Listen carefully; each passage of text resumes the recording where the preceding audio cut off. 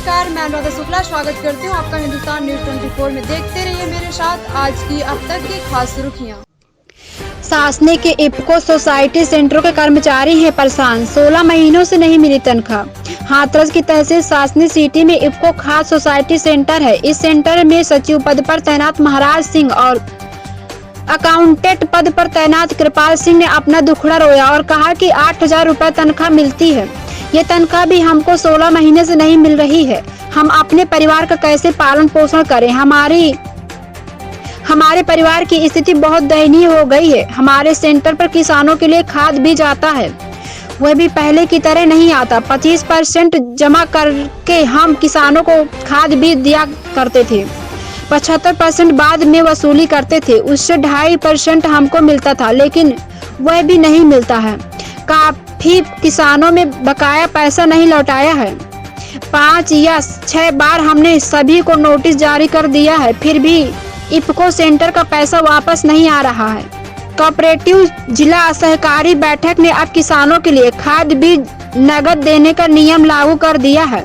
खाद बीज आने पर अब किसानों को नगद दिया जाता है। मेरा नाम महाराज है। और कौन से पद पर है? सचिव पद पर हूँ मैं इस समय। क्षेत्रीय सहकारी समिति सासनी। अच्छा, ये सेंटर जो किसका है आपके पास? समिति का है। अच्छा, समिति का है, समिति है, ये समिति का ही है, प्राइवेट सेंटर नहीं है। ये कौन से खाद का है? ये इफ्को कंपनी का खाद आता है। अच्छा, सरकारी।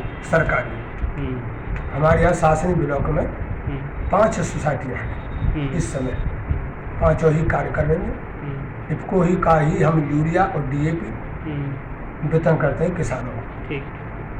गेहूं का बीज भी आता है, गेहूं का बीज भी हम उपलब्ध कराते हैं किसानों को। अच्छा, लेकिन अब खाद आ नहीं पा रहा है? नहीं, खाद आता है। अभी एक गाड़ी हमारे पास में यूरिया आया था, वो बट रहा है। अच्छा, अब NPK वो DAP आने की संभावना है। हो सके अक्टूबर के पहले सप्ताह में आ जाए। अच्छा, हम लोगों के चेक जो है वो जमा है। अच्छा, एक गाड़ी के चेक जमा है। जैसे ही PCF हाथरस में माल आएगा वो वहाँ से माल हमारे यहाँ भेज देंगे। जैसे पुराने माल आम चुका हो, जैसे ज़्यादा से ज़्यादा उठ चुका हो यहाँ, उस तरीके से नहीं आ रहा? हाँ, जिस तरीके से पहले जो माल बढ़ता था समितियों में, आज समितियों की दयनीय स्थिति हो चुकी है। अच्छा, कारण वो दोनों हैं कि किसान जो हमारे यहाँ से जो अंश खापे जो लोनिंग लेते हैं, किसान उस पैसे को जमा 25% जमा करते हैं। अच्छा, 75% किसान हमारे बकाए रहते हैं। अच्छा, इस वजह से खाद यहाँ न लेने आते हैं किसान, क्यों बकाया पड़े। तो वो खाद कैसे लेने आए? पहले को जमा करेंगे जब ले सकते। किसानों से बाकी पैसा मिला नहीं? हाँ, किसानों से जो पैसा हमारा पड़ा हुआ है वो नहीं मिल पा रहा है। बार बार हम तगादे के लिए जाते हैं, एक किसान पर 6 बार नोटिस भी हमने उनको तामील कराए, लेकिन किसान के मुंह पर जागृति नहीं आ रही। अच्छा, इस वजह से हमारे यहाँ पर किसान जो खाद लेने नहीं आ पाते, कम आते। अच्छा, पैसा पटाने के लिए किसान से क्या एक्शन लिया जा रहा है? किसान से उनको हम 95 का नोटिस भी देते हैं।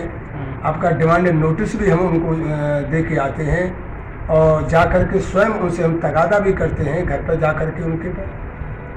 और एक बकाया जो तगाजा जो रजिस्टर होता है उस पर हम साइन भी करा के लाते हैं उन लोगों से कि आप जो जमा करें भाई, कब तक जमा कर दोगे? वो वायदा भी हमसे करते हैं 10 दिन का, 15 दिन का, लेकिन नहीं आ पाते। फिर कुछ लोग ऐसे भी हैं जो जमा कर जाते हैं, तो उनको हमारे द्वारा दे दिया जाता है उधार में। तो इसी वजह से सरकार ने खाद यहाँ बंद कर दिया था। हमारी बैंक जो है, उन्होंने किसानों को नगद बेचने की कहा है। अच्छा, जो उधार जो किसानों को जो दिया जाता है ना खाद, वो उस पर उन्होंने रोक लगा रखी है कोऑपरेटिव जिला सहकारी बैंक के द्वारा।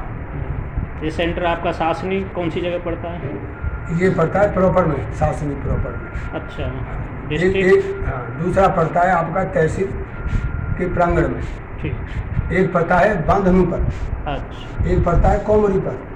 हमारे ब्लॉक में सभी सेंटरों की यही स्थिति है? सभी सेंटरों की यही स्थिति है। बहुत कम मात्रा में खाद आ रहा है। ओके। हाँ सर, क्या समस्या है आपके सेंटर में? मैं क्षेत्रीय सहकारी समिति सासनी पर अकाउंटेंट हूँ अच्छा। और यहाँ मुख्य काम हमारा खाद वितरण का था और वसूली का था। जो किसान उधार ले जाते थे उनसे पैसा वसूलना। सरकार की जैसी परंपरा चल रही है उसके हिसाब से न तो खाद वितरण हो पा रहा है और ना ही किसानों से वसूली हो पा रही है। अच्छा। इसका मुख्य समस्या जो है सरकार के द्वारा बनी हुई है और हमें करीबन 16 महीने से वेतन नहीं मिला है। मात्र 8,000 रुपये वेतन मिलता है। हम कैसे अपने बच्चों का जीवन निर्वाह करें, ये हमारी विशेष समस्या है। अच्छा। चलो, ये अब खाद भी नहीं आ रहा है सेंटरों बिल्कुल पे, नहीं आ रहा सर। और जो किसानों पे पैसा पड़ा है वो भी वसूल नहीं हो पा रहा है। नहीं हो पा रहा है, हैं? ठीक है सर। उसमें सरकार ही दोषी है। हाँ, तो क्यों? आप तो हाँ। यहाँ से सरकार को लिख के दे देते होंगे। जी जी जी। कोई कार्रवाई नहीं हो रही? किसानों के खिलाफ कोई भी कार्रवाई नहीं है। ठीक। जब कार्रवाई नहीं होगी तो कैसे घर में कह देते हैं कि बच्चों को जब तक डांटोगे नहीं तो जब तक वो काम कैसे करेगा। हाँ, नहीं बिल्कुल। तो पैसा कैसे वसूल होगा? सरकार कहती है हमारा तो अन्नदाता है, इसके खिलाफ कोई कार्रवाई नहीं होगी तो हम क्या करें? तो आपको अपनी तनख्वाह के बारे में बता रहे थे, तनख्वाह कब आने की उम्मीद है आपकी? तनख्वाह हमारी आती नहीं है सर। अच्छा। हमें केवल कमीशन बेस पर नौकरी कर रहे हैं।